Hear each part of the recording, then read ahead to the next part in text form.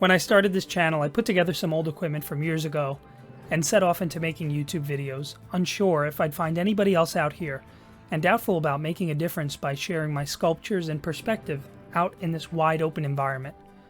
I'm grateful that I found all 100 of you out here, with your torches blazing brightly in the night, one by one. But I'm also really surprised which of my videos found their way through the algorithm to bring us together. Most of all, I'm hopeful about where we could go from here. Last summer I was fed up with the purposeful veil that seems to have descended over the veneer of Instagram. I felt like it had become kind of a digital casino where previous winners of large followings can continue to win, but new voices must pay a heavy price by way of ad revenue to be heard in that void. Refusing to play the game and shell out that money, I heard that YouTube was a platform that still had discoverability for folks with something to say. In other words, there was a rewarding environment out here for people willing to work for it. Having nothing but a desire to be less alone in my art journey, I began recording my work and putting it out here. Whatever it is I did, I shared. But groping around in the darkness with nothing to guide me, lots of the content I put out here at first did very little to connect with you.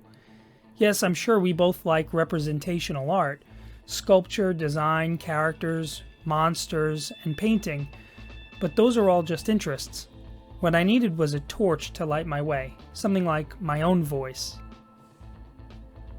Keep in mind that I'm under no delusions as to whether or not 100 subscribers on this channel is earth-shattering, but it's important to me, and I'm assuming that it's important to you. You see, I never had a eureka moment where I discovered how I'd reach you. Instead, I put out a lot of videos dryly walking you through my process, and eventually I ran out of ways I could discuss the how of what I was doing. Because I didn't quit then and there, I was forced to start talking about the why of what I was doing, and I still am.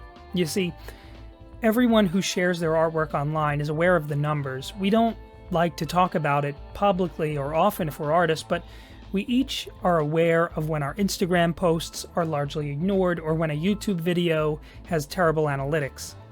Like everyone else, I watch my numbers and try not to let it influence my subjectivity. I want to make what I like to make artistically, and I won't change that for mass appeal. I don't care that there is a sort of schizophrenic nature to my creating both Oni demons and cute Christmas Village characters, and then in this video going back to a 100-headed nightmare demon. But what I started to see was that I finally found my own torchlight in the woods when I started talking to you about things exactly like the why it's important to share your artwork without an audience video. Suddenly, from that point on, my work was part of a conversation, a great patchwork of other artists like you, each appreciating what one another has to show and say. After I reached that point this winter, I let that torch burn as bright as I could, boldly sharing all of my work and also starting as many conversations as I could hear. I imagine these videos like waystones that will lie dormant in this YouTube channel wilderness until you and others discover them.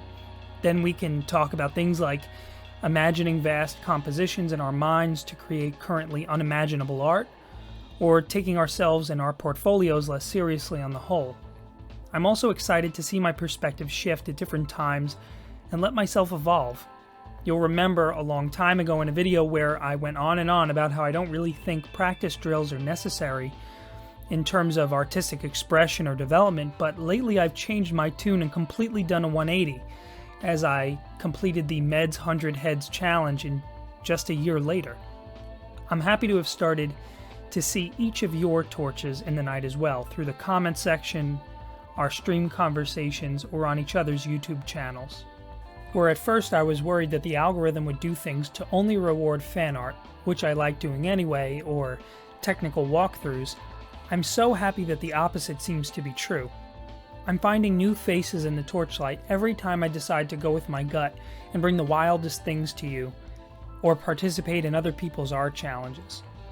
I really like how many questions I'm seeing, different life experiences, and even people coming for me who disagree in the comments section. I'm happy to philosophize with you by the torchlight now and forever. So at the time I'm making this video, there are 103 of us, and my mind is wondering what's going to be next for me and all of us together when you land on one of my videos.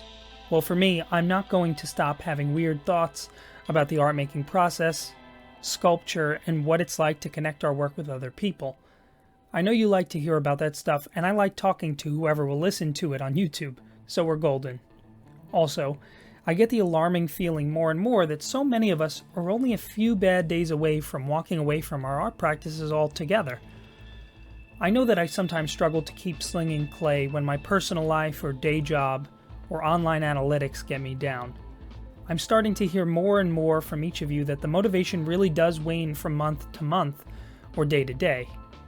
Personally, the thing that has kept me the most motivated in my 10 years as a sculptor has been what I get out of creating my projects, second only to the art camaraderie online that's built around other artists and our appreciation for one another.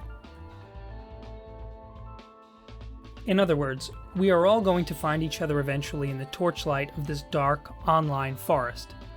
That's comforting for me because when we find a forest clearing and see that motivation presents itself as a 100-headed golem brought forth from the depths of the foulest dark magic, it's going to be the responsibility of this channel to make sure that I help to offer you an aura of protection and stun the eldritch beast.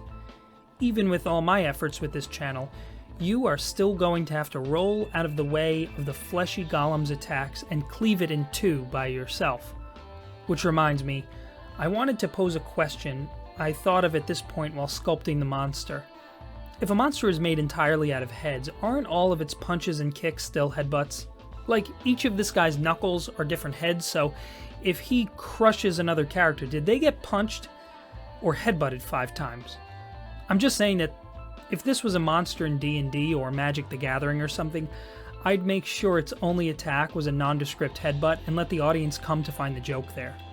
But anyway, the point is that just as some of you kept me company in the live streams when I sculpted the Doomed Knight and the Evil Wizard, I'd like for this channel to stand like a monolith when you are lonely and your will is weak in your own art practice.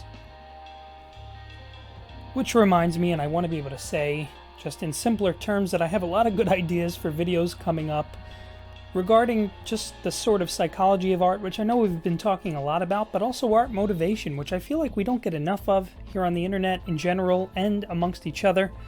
I know that as an artist there's a lot of resistance that comes to us at any given time, whether it's people telling us that there's no future in it, or that we're wasting our time, or that we need to be focusing on other things, or that we need to just let it go. There's simply not enough people out there that are willing to tell you that it's a great outlet, that it speaks to your creativity, that it allows you to do more right-brained things and problem solve, and also be a creative person that is communicative and expresses themselves emotionally in a healthy way. So those are the kinds of videos I'm interested in making while doing my own right-brained activity, meaning sculpture, and sharing them with you across the internet. After I finished sculpting the 100 Heads challenge, I was stuck with a little bit of a dilemma. 2D artists have the advantage of filing each completed sketchbook neatly onto a bookshelf, but as a sculptor I was now stuck with 100 clay heads that were at 1 to 2 inches each. It's a good problem to have because I was really proud of them and they represented a lot of accurate raw information. And several of you had the same idea I did of turning them all into a monster at the end. For me, a sort of head-only flesh golem made the most sense. Well, I was still reeling from the challenge of willpower that the art challenge took, so I took an adversarial mental position towards the beast and needed to sculpt some characters fighting it, like the Elden Ring boss I was imagining it as for the last month. I'm really happy with the silhouette, and as a token of my appreciation for hitting 100 subs, you'll find that I've already 3D scanned this monster and made it available for free on my Patreon at the link in the description below. I'd like to thank all 100 of you for subscribing again, and I hope you keep creating and keep speaking through your brush, your pencil, or your clay. I sure will. We're artists, so let's make life a little weird with the things we wish could come back, the things we hope for, and the terrors we pray never come to pass. Until next time, let's dare to be strange and put a little magic back into the world. Thank you for subscribing, and thank you for coming around.